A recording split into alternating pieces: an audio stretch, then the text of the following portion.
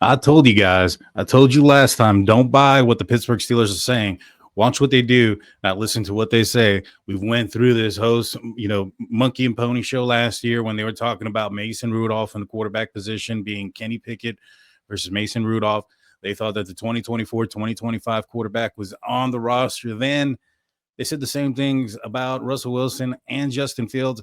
I said, don't buy it unless there's a ink on a contract. And guess what? We got some quarterback news today we're going to be going over. Please hit that like and subscribe button, ring that notification bell. You know what to do. Without further ado, let's get into it.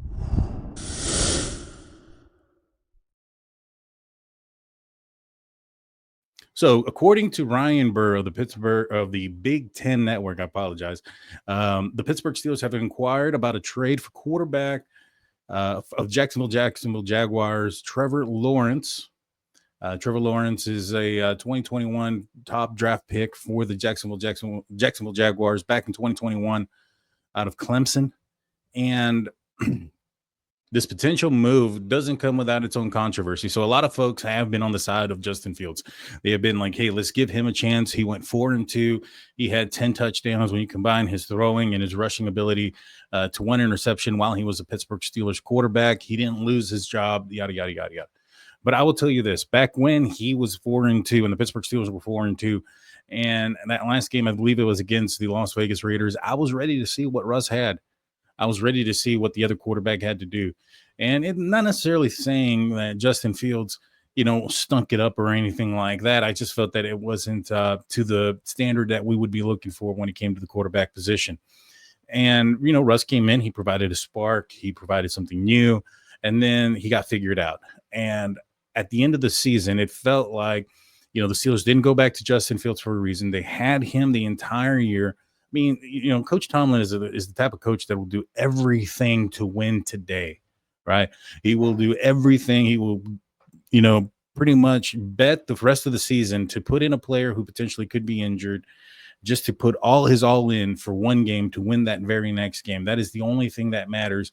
And I couldn't fathom that he had a weapon like Justin Fields in practice, potentially just kind of lighting up the defense, right? And remember, this defense down the stretch wasn't doing so great, so it's not like it would have been a huge accomplishment at that point. But obviously, that wasn't the case. He wasn't lighting up the defense. He wasn't doing the things that would have put him in. I mean, the Steelers are trying to win the Super Bowl. They don't want to waste T.J. Watt or Cam Hayward's, the rest of their playing career, and not get them a Super Bowl. So they're going to do everything they possibly can. And I think this is a move in efforts to do that again. You don't go in there and completely overhaul your quarterback position or room a couple of years in a row unless you know for a fact that the players that are in that room are not going to be players that are going to be trying to fulfill that goal of winning a Super Bowl, right? Winning an actual playoff game. I think that should be the next goal. But, a lot of folks are talking about this saying, hey, hold on. There's a lot of money involved in this. Trevor Lawrence just got extended. His play hasn't been so much better than than Justin Fields. And let's first and foremost, let's look at that. All right. So when it comes to Trevor Lawrence and Justin Fields, both players were drafted in 2021. One, Trevor Lawrence to Jacksonville, Justin to Chicago Bears. Trevor's played in 10 more games than Justin Fields. And completion rate, it's pretty close. I mean, Trevor Lawrence has a 63.3% completion rate to 61.1% for Justin Fields. I know a lot of people are going to say, well, hey, Daniel, we need to look at 2024 because he was with the Steelers.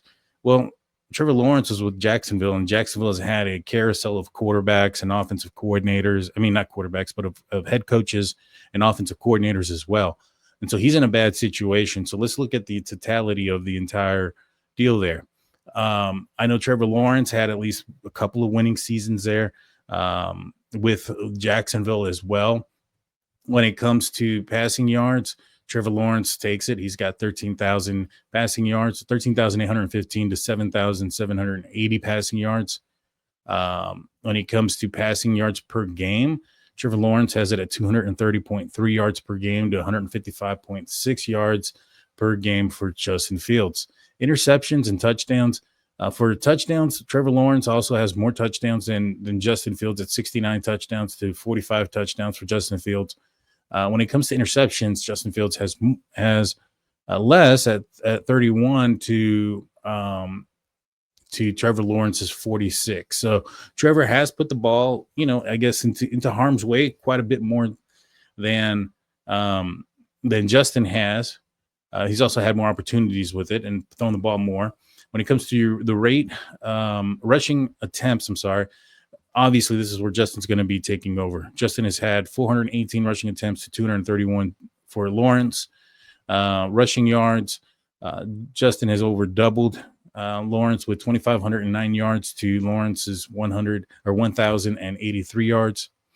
Rushing yards per average, Justin Fields is at a 6.0 to Trevor Lawrence's 4.7, which is he's not a slouch. He can move. He's not going to be Justin Fields. He's not going to be your Jalen Hurts or your those guys that are going to be running out of there. Lamar Jackson type. There you go. That are just going to be flying out of the backfield, and you have to account for that. But he does have some legs. I mean, he does have 14 rushing touchdowns. That is Trevor Lawrence. Just to kind of for comparison, Justin Fields has 19.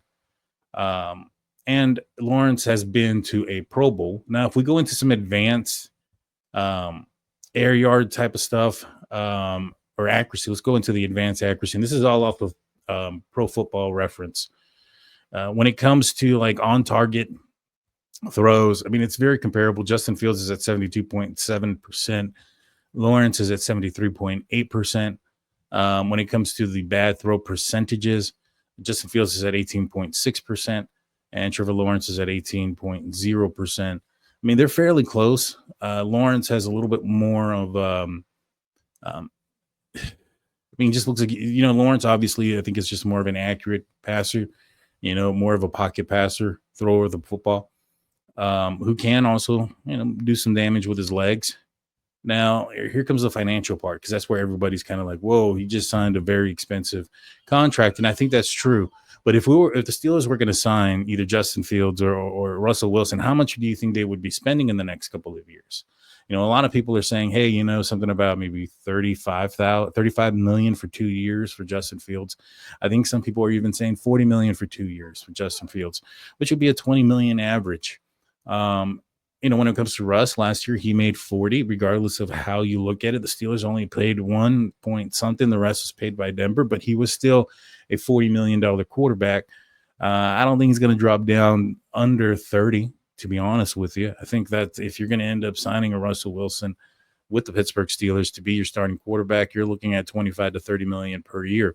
When it comes to Trevor Lawrence, next year he's looking at a cap hit of 17 million. 2026, he's looking at a cap hit of 24 million. So right there, that's not too bad.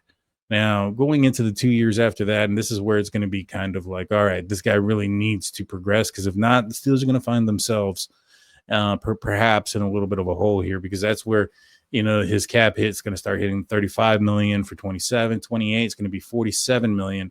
And in 2028, they have an out after that. 2029 is going to be 78.5 million. But at 2028, and the offseason after 2028, that is when the Pittsburgh Steelers have an out. They can cut him with a zero dead cap, and they're out of there. And they'll save themselves quite a bit of money down the stretch for Trevor Lawrence there if they were to end up doing this trade. Now, I know a lot of other people are saying, well, not just the money, it's soon, it's early. Well, I mean, the minute that Russell Wilson was allowed to talk to other teams, it became pretty apparent he was going to come to the Pittsburgh Steelers. So don't brush this off just because this is the first one that comes out right away. I said this when it came to Justin Fields, that if he is your quarterback, why in the world are you going to allow him to go out there and test free agency? Why are you going to allow him to go out there and have somebody else say, hey, they're going to give you pole position, we're going to guarantee you the starting position? Right? I mean, those things can happen. I don't know if the Steelers wanted to guarantee Justin Fields the first string, quarterback. Here's the keys to the Ferrari job. Day one right now. Let's go, regardless of who becomes available and regardless of how anything falls. I don't think that's going to be the case. I don't think they have that much trust in him. If they did, they would have signed him by now. There's no need to wait when it comes to a player that's already on your roster. They could have signed him at any point. They could have signed him yesterday, today, tomorrow. It doesn't matter. The fact that there aren't, and they're allowing him to potentially test the free agency and all those other things, tell me that the things that they were saying earlier on were what they were last year, which was a bunch of baloney. Why would they put out their information like that anyways? Why would the Steelers want to let anybody know what's going on? And if something were to break out and something were to come out that, hey, this is what the Steelers are going to do, either they're very close to it happening or it already fell apart. Right. I mean, it's very like kind of like the Ayuk stuff last year. It was either very close to happening or by the time the news got out, it already fell apart. It wasn't going to happen anymore. There's no advantage in releasing that information like that. Now, Jacksonville released this information, and maybe perhaps, the reason why Jacksonville is releasing this information, because it's what it sounds like from the information that we're seeing here, as far as where this report came from. I believe this is from Ryan Burr, and I mean the tweet goes: Steelers have made inquiries about Jacksonville to the Jacksonville Jaguars about a trade for quarterback Trevor Lawrence. This directly from the horse's mouth in the Jags organization. Wow. And so this is coming from Jacksonville. They want this to go out there. Maybe they're trying, and obviously what they're trying to do is to increase the value for their quarterback, Trevor Lawrence. But Steelers wouldn't be reaching out this early, in this manner if they weren't interested. And I know a lot of people are going to say, well, they have to do their due diligence on everybody. And no, I get it. They definitely do. But did they do that due diligence when Ben Roethlisberger was the quarterback, or when they drafted, the year after they drafted Kenny Pickett? No, it wasn't until the year after that. Once they figured out that, hey, this guy is what he is, it is what's going to happen. It's not until Ben actually retired before they actually started to look for another quarterback. They didn't even want to disrespect the man and to bring in another quarterback because of, how his feelings could have felt. We all saw what happened and went down with Mason Rudolph, who was another person whose name has been thrown around there as a potential person to be brought back. And if you have a guy like Trevor Lawrence, who isn't, the run first type of quarterback, who is more of the the pocket type passer who can move around, I think a Mason Rudolph would be a good backup for him. It's similar. You don't have to change too much of the game plan. Mason Rudolph isn't a statue per se himself. I think he ran like a 4.7 in the 40 when he came out of Oklahoma or OSU, Oklahoma State. And so,